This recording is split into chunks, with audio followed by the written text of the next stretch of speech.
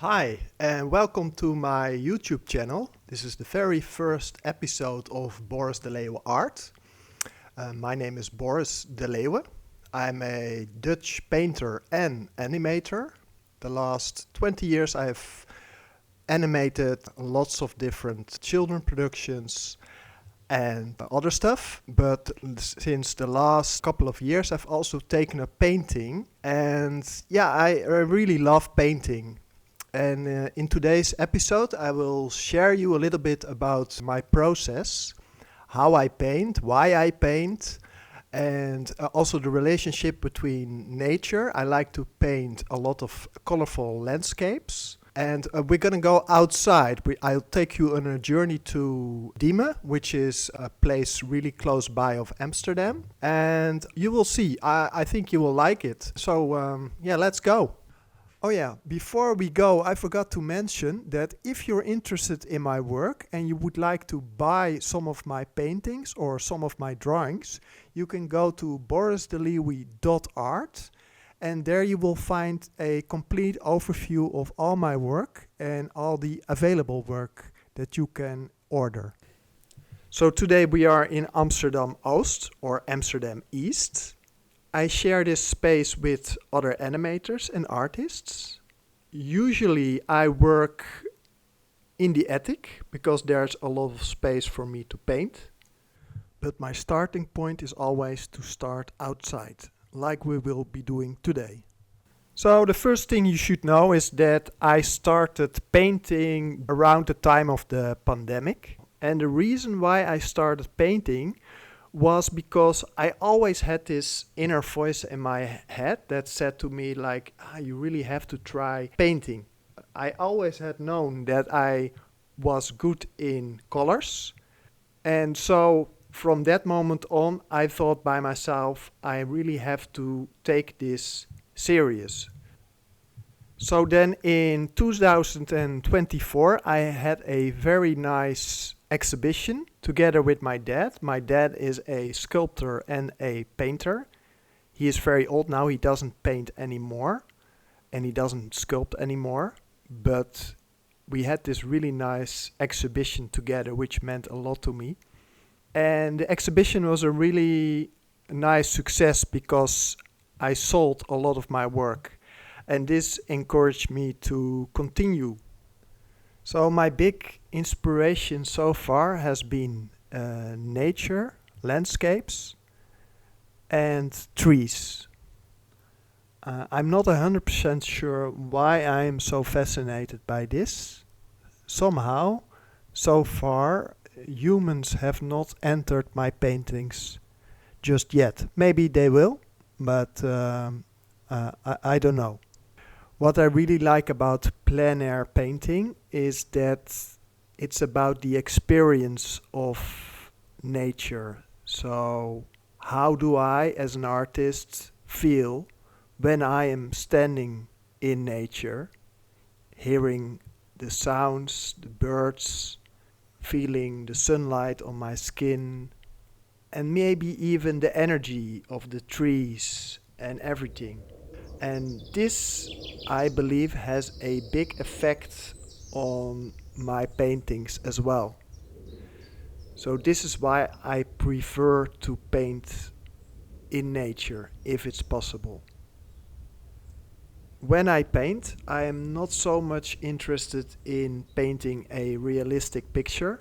I'm much more interested in painting something that surprises me. So I see painting as a process in which I build up layers and I react putting paint against other paint, putting different colors against other colors. And this really excites me because I never know before what is going to happen. So this element of surprise is really important in my work. I never plan in advance how my painting is going to look. Although I have to admit that I make a sketch before I start and work out a good composition. So one of the things that really fascinates me is the difference between inner and outer nature, as I like to call it.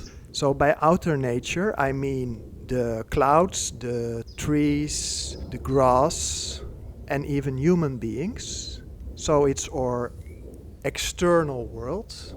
And then we have the inner world, which is how we feel inside. So this is about feelings, about thoughts, and about emotions. But even something that is beyond that, which I like to call mysterious, by lack of a better word. I'm a big believer of taking care of this inner world, taking care in the sense of paying attention to thoughts, emotions, and feelings, and especially the negative ones, because the more we do this, I have noticed over the years, the less control these negative emotions have over us. So they kind of lose control. So the less control those negative tendencies have over us, the more space there will be for our positive qualities. In essence, we feel more free, more open to the world, without judgment. And one of the things that I find really nice is that the more we change ourselves inside, the more our outside world will also change. So in a way, our inner world colors our outside world. But at the same time, paradoxically, the outer world can also sometimes give us a clue about our inner world. For example, when you walk outside in the park after a busy day, you can suddenly feel a lot of silence within yourself, because you suddenly are surrounded by beautiful nature, and this outside nature seems to nourish your inner nature. I also have this very strongly with looking at art. One day, for example, I was in an exhibition. I looked at a painting, and the painting was really speaking to me. It was a really special experience. I got chicken pox all over the place. So I think what happens during those moments when you experience those emotions, those positive emotions, by looking at art, that the external art seems to speak to something inside of us which is already there, which we were unaware of, but by looking at the art, suddenly it triggers something of beauty that apparently was in us all the time. So I think that good art can really speak to your inner world, to your inner nature. And I think that art can be a reminder of the inner beauty that we as human beings also have in us. So my hope is that my art can be a reminder for people of their inner beauty, and maybe to nourish that inner beauty, to give it more attention so that it can flower more. So I think that we as creators, we can actually have a positive impact on the world by creating this kind of beauty. However, I think one of the ways to make this really great art that really speaks to other people's beauty is to train yourself to look inside, to really go deep. Look at your negative tendencies, look at your positive tendencies, and become more sensitive of your inner world. And by doing this, the funny thing is that our small ego, with all its likes and dislikes and its opinions about how the world should be, sort of loses control, and it makes us more go into a flow state. This way, our sense of self is not involved in the creative process.